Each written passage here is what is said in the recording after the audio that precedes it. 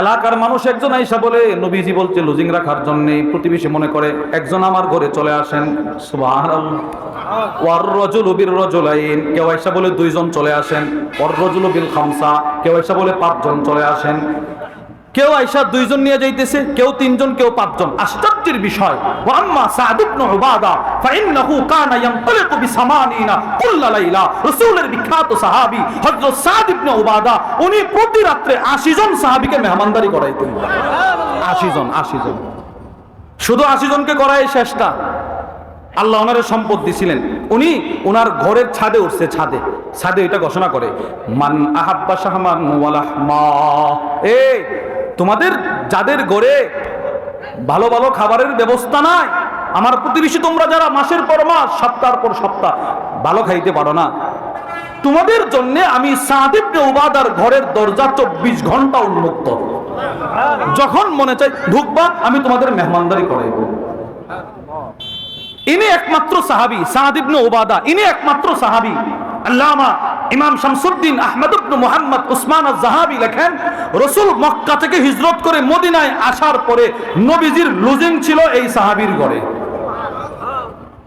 সাদ ইবনে উবাদা, ওনার একটা খাবারের প্লেট ছিল, প্লেট, এটা নিয়ে ইনি বলতেন, আমার এই খাবারের প্লেটটা নবীজির সব বিবিদের ঘরে ঘোরাফেরা করছে। নবীজি যখন যেই বিবির ঘরে, ওনার খাবার তখন সেই বিবির ঘরে চলে যেত। তাহলে প্রতিবেশীকে খাবারের ব্যবস্থা করা সাধ্য অনুপাতে। বলেন ইনশাআল্লাহ, বলেন জোরে বলেন ইনশাআল্লাহ। শেষ 2, প্রতিবেশী অসুস্থ হইলে দেখতে যাওয়া। বলেন প্রতিবেশী অসুস্থ হইলে কি করা? দেখতে যাওয়া।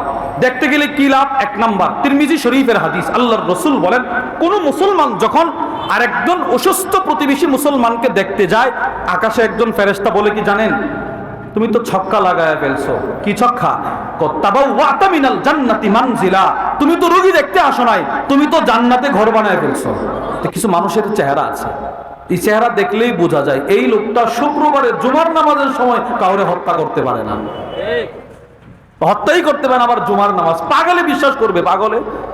এই লোক বলে, হুজুর এই চেহারা বলে, এই চেহারাগুলোই বলে যে আপনি জুমার সময় কাউরে মারতে পারেন না। এটা আমরা ভালো করে বুঝি, চিন্তা করেন। এই কথাটাই আব্দুল্লাহ ইবনে সালাম হাদিসে বলতেছেন, ফালাম্মা তাবাক্কানতু ওয়াজহাহু, আল্লাহর রাসূলের চেহারাটা যেই মাত্র আমি দেখলাম, আরাফতু আন্না ওয়াজহাহু লাইসা বিওয়াজহি কাযাব, নবীজির চেহারাটা দেখেই বুঝে ফেলছি এই চেহারার মানুষটা কখনো মিথ্যুক হতে পারে না, ইনি মিথ্যুক হতে পারে না, চেহারা দেখেই বুঝে ফেলছে। এবার আব্দুল্লাহ ইবনে সালাম বলে, নবীজি তো মদিনায় আসছে, সবাই স্লোগান দিতেছে, স্লোগান। আমি দূর থেকে দাঁড়ায় দেখতেছি নবীজি কি বলে, কোন কথাটা বলে, এটা শোনার জন্য দাঁড়ায় আছি। এখন হলো আমার আলোচ্য বিষয়। আব্দুল্লাহ ইবনে সালাম বলে, ফাকানা আউওয়ালা শাইইন সামি'তুহু তাকাল্লাম, আল্লাহর রাসূল মক্কা থেকে মদিনায় ঢুইকা সর্বপ্রথম যে বক্তব্যটা আমি আব্দুল্লাহ ইবনে সালাম শুনলাম, সেই বক্তব্যটা কি জানো? কি? সেই বক্তব্যটা হচ্ছে, আল্লাহর রাসূল বলতে লাগলেন, নবীজি বলতেছে, ইয়া আইয়ুহান নাস, হে লোক সকল, আফশুস সালাম, বেশি বেশি সালাম দাও। সুবহানাল্লাহ বলেন, বেশি বেশি কি দেওয়া? বলেন কি দেওয়া? সালাম। এই এখন দেখেন, সালামের পরে রাসূল দাঁড়ায় কিন্তু বক্তব্যটা দিতেছে, এখনো মদিনায় ঢুকে নাই, মদিনার প্রধান গেটে দাঁড়ায় সাহাবাদেরকে একসাথে বক্তব্যটা শোনাইতেছে। 2 নাম্বার নবীজি বলে, ওয়াসিলুল আরহাম, আত্মীয়তার বন্ধন ঠিক রাখো। আচ্ছা, আর কি? ওয়াতিমুত তাআম, প্রতিবেশী যদি অসহায় হয় তারে খাবার খাওয়াও। সুবহানাল্লাহ। দেখেন, ওয়াউদুল মারিদ, প্রতিবেশী অসুস্থ হইলে তারে দেখতে যাইবা। দেখেন, সালামের পরে যতগুলো কথা নবীজি দাঁড়ায় বললেন সবগুলো সামাজিক ইবাদত। সুবহানাল্লাহ বলেন, সব সামাজিক ইবাদত। নবীজি আদেশ করছে, আদেশ, মানুষকে খাবার খাওয়াইবা, মানুষ অসুস্থ হইলে দেখতে যাইবা। শুধু নবীজি আদেশ করেই শেষ না, আল্লাহর রাসূল কখনো কখনো সাহাবাদের সামনে হাজিরা নিতেন। হাজিরা কে কয়টা সামাজিক ইবাদত করছে? মুসলিম শরীফের হাদিসের বর্ণনা, ওয়া আন আবি হুরায়রা রাদিয়াল্লাহু তাআলা আনহু قال, আবু হুরায়রা থেকে বর্ণিত, قال النبي صلى الله عليه وسلم, আল্লাহর রাসূল একদিন সাহাবাদেরকে বসায় হাজিরা নিতে লাগলেন। হাজিরা আল্লাহর রাসূল বললেন, মান আসবাহা মিনকুমুল ইয়াউমা সাইমা, তোমাদের মধ্যে আজকে রোজা রাখছো কে? রোজা। কালা আবু বকর আনা। সিদ্দিক আকবর হাতটা উঠায় বলে আমি রাখছি। সুবহানাল্লাহ বলে। ও আচ্ছা, আপনি রাখছেন? নবীজি হাজিরা দিলেন। এরপরে নবীজি দ্বিতীয় প্রশ্ন করলেন, ওয়ামান আতআমা মিনকুমুল ইয়াউমা মিসকিনা, তোমাদের মধ্যে আজকে কোনো না কোনো অসহায়কে খাবার খাওয়াইছো কে? সিদ্দিক আকবর দাঁড়ায় বলে আমি খাওয়াইছি। সুবহানাল্লাহ বলেন না। দুইটা প্রশ্ন। তৃতীয় প্রশ্ন, ওয়ামান আদা মিনকুমুল ইয়াউমা মারিদা, আজকে তোমাদের মধ্যে কোনো না কোনো অসহায় অসুস্থ রোগী দেখার আমল করছো কে? সিদ্দিক আকবর দাঁড়ায় বলে আমি দেখেছি। এটাও আপনি করছেন? জি। 4 নাম্বার প্রশ্ন দেখেন, হাজিরা নিতে সব সামাজিক ইবাদত। ওয়ামান তাবিআ আও আতবা মিনকুমুল ইয়াউমা জানাজা, আজকে তোমাদের মধ্যে কোনো না কোনো প্রতিবেশীর জানাজাকে পড়েছো। ক্বালা আবু বকর আনা। সিদ্দিক আকবর দাঁড়ায় বলে আমি পড়ছি। এবার আল্লাহর রাসূল বলেন, এই সামাজিক ইবাদতগুলো যদি কারো ভেতরে থাকে, মৃত্যুর পরে সোজা দাখালাল জান্নাহ, জান্নাতে চলে যাবে। এই সামাজিক ইবাদত। সামাজিক ইবাদতগুলোর ভিতরে সবচাইতে গুরুত্বপূর্ণ একটা ইবাদত হচ্ছে প্রতিবেশীর হক আদায় করা। বলেন বলেন, প্রতিবেশীর হক কি করা? আদায় করা। প্রতিবেশীর হক সম্পর্কে, প্রতিবেশী সম্পর্কে কয়েকটা কথা বলে শেষ করে দেব। এক নাম্বার কথা, প্রতিবেশী কি? বলেন বলেন, প্রতিবেশী বলেন না সবাই, প্রতিবেশী কি? উত্তর, আরবের বিখ্যাত লেখক আল্লামা সাঈদ আরসালান তার বিখ্যাত কিতাব আল জার মাফহুমুহু ওয়া হুকুকুহু ওয়া আহকামু, ওই কিতাবের মধ্যে নিয়ে আসছে, হুয়া মান জাওয়ারাকা জিওয়ারান শারঈয়্যা, বৈধভাবে, আইনগতভাবে আপনার পাশে যার বসবাস, যার বাসস্থান, সে আপনার প্রতিবেশী বৈধভাবে। শুধু বাড়িঘরের দিক থেকে নয়, কোরআন বলে ওয়াসসাহিবি বিল জাম, এই মাহফিলে যারা যেখানে বসছেন, আপনার ডান বাম সামনে পিছনের লোকগুলো আপনার প্রতিবেশী। কোরআন বলে, কোরআন। এটা আমরা বুঝলাম।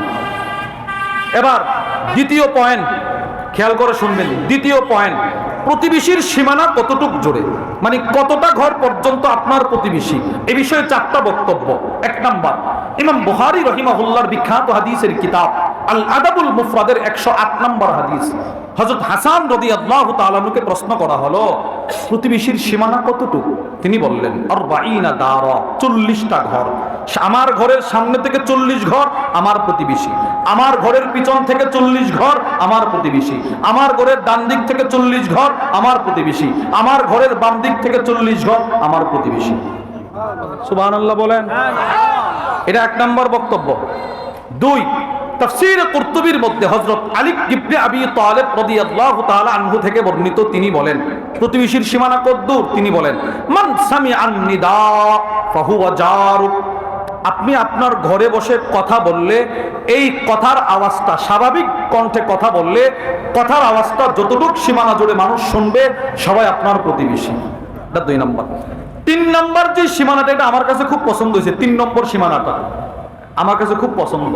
আল্লামা সাঈদ আরসালান লেখেন, প্রতিবেশীর সীমানা কতটুকু? তিনি বলেন, মান সাল্লা মাআকা সালাতাস সুবহি ফিল মসজিদ ফাহুয়া জারুক, আপনার মহল্লার মসজিদে যারা যারা আপনার সাথে ফজরের নামাজ পড়বে, ইসলাম বলে তারা আপনার প্রতিবেশী। এটা খুব সুন্দর। তাহলে প্রতিবেশীর সীমানা খুব টাইট হবে। 4, সমাজ উর্ফ যতটুকু সীমানা জুড়ে প্রতিবেশী গণ্য করে সাব্যস্ত করে পড়াটা হচ্ছে প্রতিবেশী। এই হলো 4টা বক্তব্য। 3 নম্বর পয়েন্ট, প্রতিবেশীর হক কি? অনেকগুলো হক আছে, এর ভিতরে 1 নম্বর, প্রতিবেশী যদি অনাহারী থাকে, সাধ্য অনুপাতে তার খাবারের ব্যবস্থা করা, বন্দোবস্ত করা। বলেন ইনশাআল্লাহ। জোরে বলেন, জোরে বলেন ইনশাআল্লাহ। খাবারের ব্যবস্থা করা নবীজি আদেশ করছেন। রাসূলের একটা সিফত ছিল, পৃথিবীর যেই প্রান্ত থেকেই কোনো অসহায় নবীর কাছে যাইতো, নবীজি আগে নিজের ঘরে খাবারের জন্য লোক পাঠাইতেন। বুখারী শরীফের হাদিস, রাজুলান আতান নবী সাল্লাল্লাহু আলাইহি ওয়াসাল্লাম, এক ব্যক্তি নবীজির কাছে এসে বলে, ইয়া রাসূলুল্লাহ, রাসূলের কাছে এসে বলে, ইয়া রাসূলুল্লাহ, আসাবানিল জাহাদ, পেটে খিদা, 3-4 দিন যাবত খাবার নাই, ওগো আল্লাহর রাসূল, কিছু একটা করেন আমার ব্যাপারে। ফাবাসা ইলা নিসাই, আল্লাহর রাসূল একজন বার্তাবাহক নিজের বিবিদের ঘরে পাঠায় দিলেন, যাও আমার কোন বিবির ঘরে কি খাবার আছে নিয়ে আছো।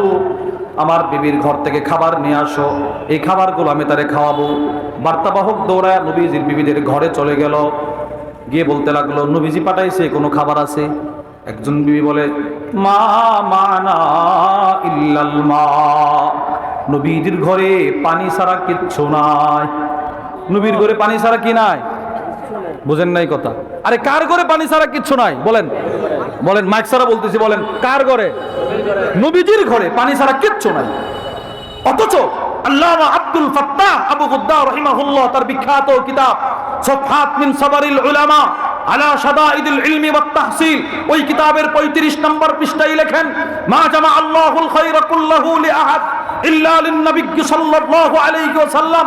সাত আকাশের যত শ্রেষ্ঠত্ব, সাত জমিনের যত শ্রেষ্ঠত্ব, জান্নাতের যত শ্রেষ্ঠত্ব, মিজানের যত শ্রেষ্ঠত্ব, হাসরের ময়দানের যত শ্রেষ্ঠত্ব, সব একসাথে আল্লাহ তাআলা পৃথিবীর কোন নবীকে দান করে নাই, শুধু আমার নবীরে দান করছে। আর এই নবীর ঘরে পানি ছাড়া কিচ্ছু নাই। বিষয়টা কি? বিষয়টা কোথায়? এইগুলোই তো আমরা বলি, এইগুলো বলে বলেই তো 50 না দিলে আমি আসবো না। আর আয়সা বলি এগুলো যে নবীর ঘরে পানি ছাড়া কিচ্ছু নাই, আবার 50 না দিলে আমি আসি না। রসুলের ঘরে পানি ছাড়া কিচ্ছু নাই, নবীজির ঘরে পানি ছাড়া কিচ্ছু নাই। আরেক বিবির ঘরে গেছে, ইনিও বলে মা মানা ইল্লাল মা, পানি ছাড়া কিচ্ছু নাই। আরেকজনের ঘরে গেছে, ইনিও বলে পানি ছাড়া কিচ্ছু নাই। বার্তাবাহক সবার ঘর থেকে দৌড়ে নবীর কাছে গিয়ে বলে ফাকুলনা মা মানা ইল্লাল মা, আপনার সব বিবিদের বক্তব্য পানি ছাড়া কিচ্ছু নাই। এবার আল্লাহর রসুল নিরুপায় হয়ে সাহাবাদেরকে উদ্দেশ্য করে একটা ছোট্ট কথা বললেন,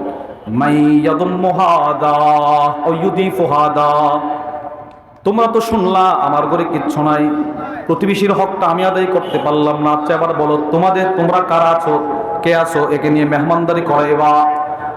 ফাকাল রাজুলুম মিনাল আনসার, একজন আনসার সাহাবী দাঁড়ায় বলে আমি তাকে মেহমানদারি করাইবো। ফান্তালাকা বিহি ইলা ইমরাতি, আনসার সাহাবী আয়েশা অসহায় মেহমানকে নিয়ে তার বাড়িতে চলে গেল, গিয়ে বলতে লাগলো আকরিমি দাইফা রাসূলুল্লাহি সাল্লাল্লাহু আলাইহি ওয়াসাল্লাম, বিবি নবীজির একটা দামি মেহমান নিয়ে আসছে রে বিবি, ঘরে কোনো খাবার থাকলে তার মেহমানদারি করো। খাবার আছে কোনো ঘরে, তার মেহমানদারি করো। বিবি কি জবাব দিছে জানেন? ফাকালাত, ঘর থেকে বিবি জবাব দিয়ে বলল মা ইনদানা ইল্লা কুতুসবিয়ানি, স্বামী মেহমান তো নিয়ে আসছেন, এমন একটা সময় নিয়ে আসছেন যে মেহমানের ঘরে, আমাদের ঘরেও বাচ্চাদের সামান্য খাবার ছাড়া কোনো খাবার নাই, আমাদের ঘরেও তো খাবার নাই, কি করব? স্বামী বলে কি জানেন, রাখো তোমার বাচ্চা, হাই তো আমাকে বাচ্চার খাবারটাই প্রস্তুত করো মেহমানের জন্য। স্বামী বাচ্চা যদি কাঁদে নাব্বিমি সিবিয়ানাকি, বাচ্চাটাকে ঘুম পাড়ায়া দাও। সুবহানাল্লাহ, নাব্বামাত সিবিয়ানাহা, বাচ্চাটাকে ঘুম পাড়ায়া দিলেন। এবার খাবার দেওয়ার সময় যখন হয়ে গেল, স্বামী গিয়ে বলতে লাগলো বিবি খাবারটা কিন্তু তুমি প্রদীপ জ্বালায়া দিবা না। কেন? এমনি তো খাবার স্বল্প, মেহমানের সাথে আমি বসলে মেহমান আমারেও খাইতে বলবে, এক কাজ করবা, 2টা প্লেটের মধ্যে খাবার দিবা, একটা প্লেটে খাবার রাখবা আর একটা প্লেট খালি রাখবা, খালি প্লেটটা তোমার স্বামীকে দিবা আর খাবারের প্লেটটা মেহমানের সামনে দিয়ে দিবা।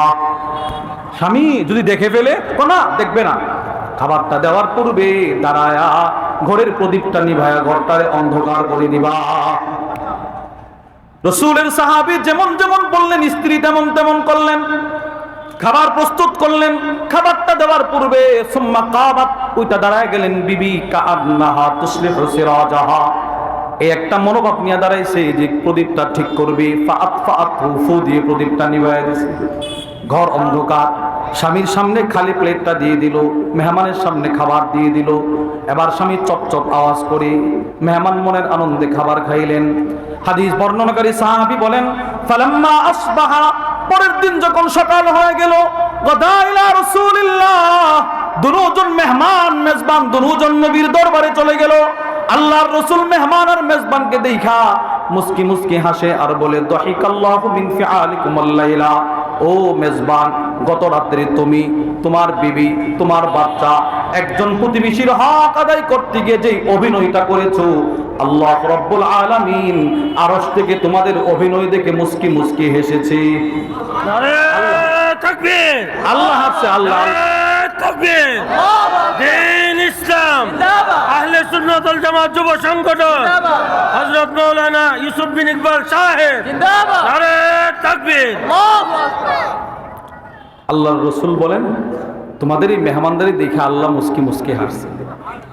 শুধু কি হাসছে না, তুমি তোমার বিবির শানে আল্লাহ কোরআনের আয়াত নাজিল করে দিছে, প্রতিবেশীর হক।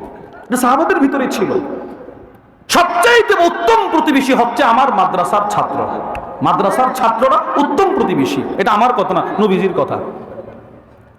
রাসূলুল্লাহ সাল্লাল্লাহু আলাইহি ওয়াসাল্লামের মাদ্রাসা ছিল মাদ্রাসাতুস সুফফা, কানা ফুকারাউল মুহাজিরিন ইয়াবুন ইলাই।